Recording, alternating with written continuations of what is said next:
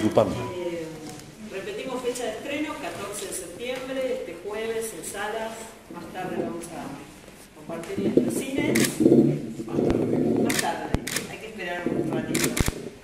Luis Sartor, productor de la película, Valentina y Sandra, las verdaderas protagonistas de esta historia, Paula Sartor, que bueno, ya la han visto en otras películas, y Alberto Lecchi. ¿Quién quiere comenzar con las preguntas? Susana Salerno, ¿qué tal? Felicitaciones por la película.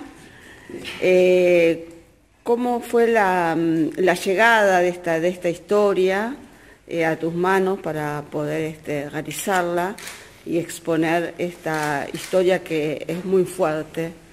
En realidad, el libro de Sandra, Raza de Víboras, llega de la mano de Eliseo Subiela. Eliseo me llama un día y me dice: mira, vino una chica a verme que era monja, dejó los hábitos, fue abusada durante la adolescencia. Es un libro de denuncia, me dice, el libro es impactante. Dice, pero yo tengo tantas cosas y no es el estilo de película que yo sé que puedo hacer. Dice, a vos te va a interesar muchísimo. Me dio el libro. Yo lo leí y el libro es un libro de denuncia, como me había dicho. Entonces me parecía muy potente, pero no veía realmente una peli ahí en el sentido de que me preguntaba cómo salir de lo escabroso que podría tener el tema, ¿no? Es decir, cómo salir de eso. Yo decía, 90 minutos con esto, qué difícil.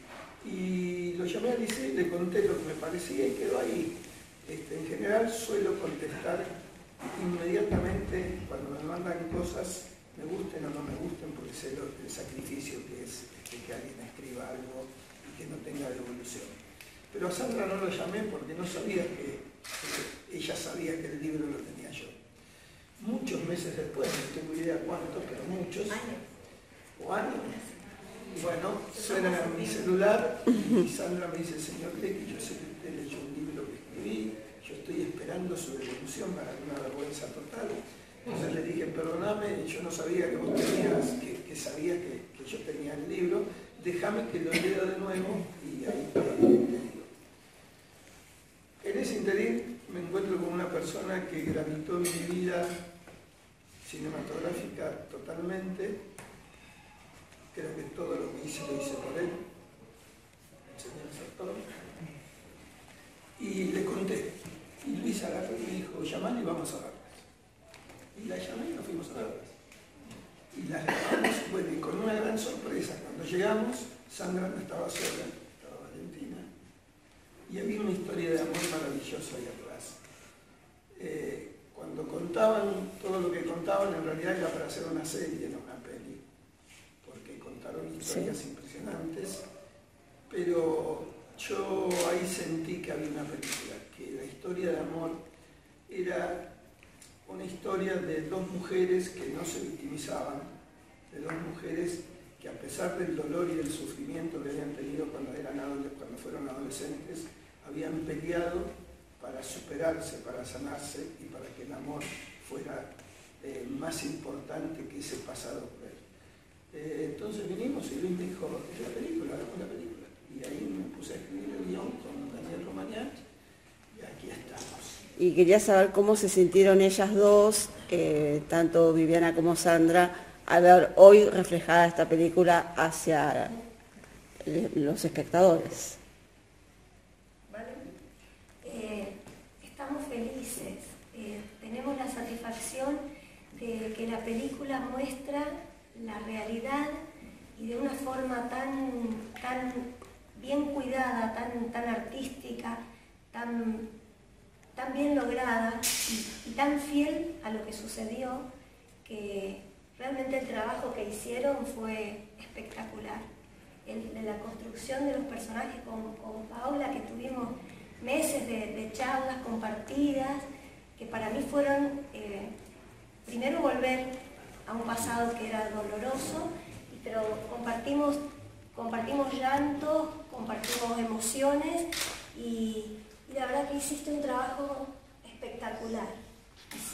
Hicieron todo, porque el ambiente que se respiró en el momento de la filmación que nosotras estuvimos participando en algunos momentos fue de mucho respeto, de mucha contención, de mucha camaradería y de un compromiso con contar la historia que la verdad que nos llena de orgullo. Fue espectacular.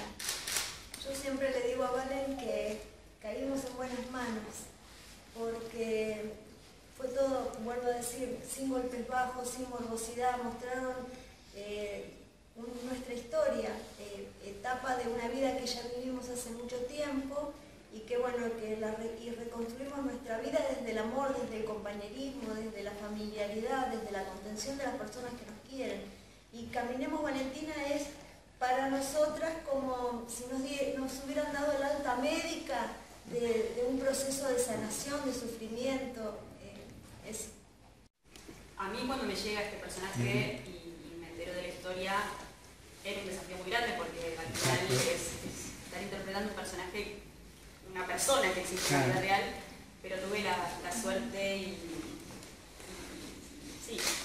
la suerte de haber estado acompañada por Valen en todo el proceso de composición de ese personaje y me agarré de sus vivencias, de sus emociones para transitar todo lo que iba pasando al personaje y también, como decía Valen, cuando hay un espacio tan cuidado y con tanto respeto que te rodea al momento de trabajar, también es más fácil poder hacer una historia que requiere compromiso, que es muy fuerte, así que al final creo que esa amorosidad en todo sentido y por el equipo, por Valen, por Sandra, hicieron que el personaje, aunque sea riesgoso, se disfrute mucho. Sandra, y bueno, después muchas horas de videollamada con ellas dos, que hicieron que conozcan mucho más su historia.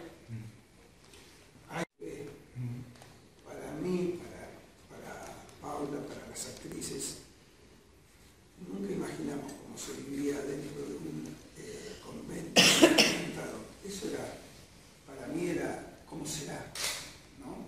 Entonces el apoyo de Sandra y Valentina para que eso que se contaba fuera cierto, incluso que fue una idea de Luis, lo que pasa en los títulos finales, cinematográficamente quizás vos decís, ¿para qué ponen esto que ya no viene la película? Pero sin embargo, es decir, ojo que todo esto es de verdad, no inventé, es una ficción, esto es verdad. Podría ser un documental, no, es ficción, pero es cierto.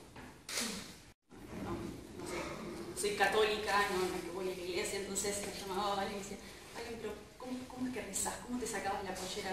O sea, preguntaba realmente, porque quería reflejar en el personaje esa verdad y por eso me nutrí mucho de todas las experiencias que me fue contando Valen. Pobre, le escribía por todo, le preguntaba cada cosa, cómo hacía el movimiento. Claro, todo lo que estas instituciones hacen de las puertas para adentro y no dejan que nadie sepa, nosotras se las compartimos porque era lo que habíamos vivido. Sí, porque al final para componer un personaje uno necesita nutrirse de esa historia.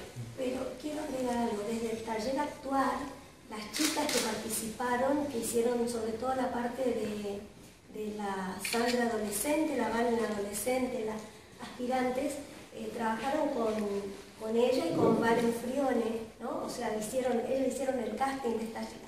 Y fue excelente la elección.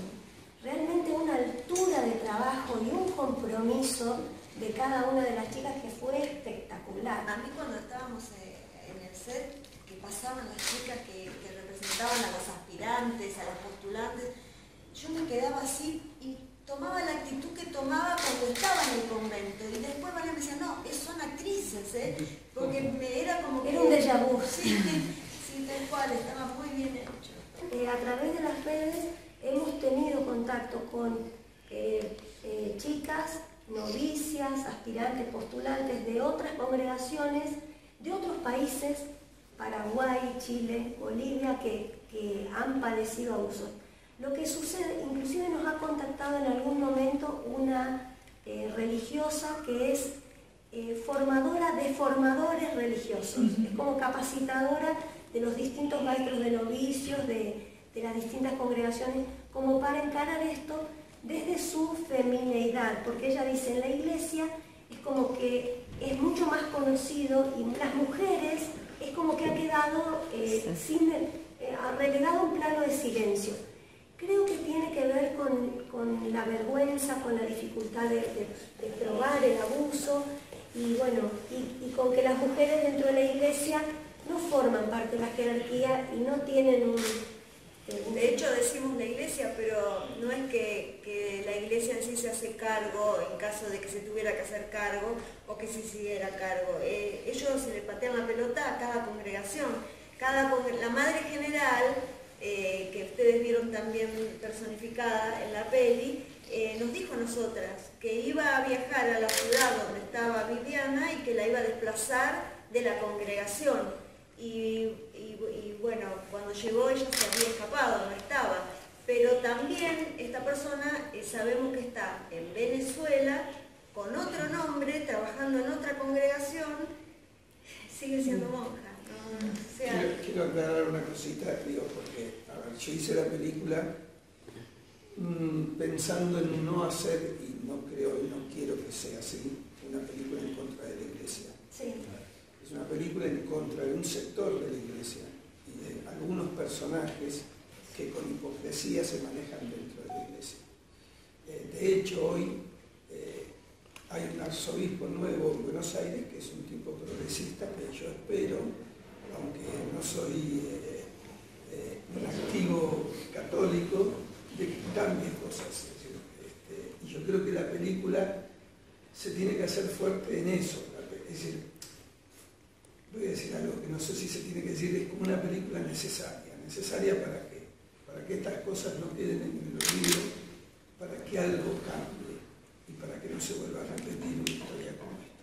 A mí la película se llama Caminemos Valentina no solo porque Sandra le decía Valentina caminemos, sino porque yo sentía que el caminemos implicaba no pararnos, seguir para adelante, peleemos, sigamos para adelante, sigamos para adelante. Entonces el Caminemos Valentina para mí tenía que ver con eso.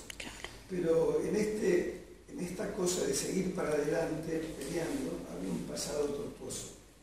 ¿Cómo recordaban ellas ese pasado negro?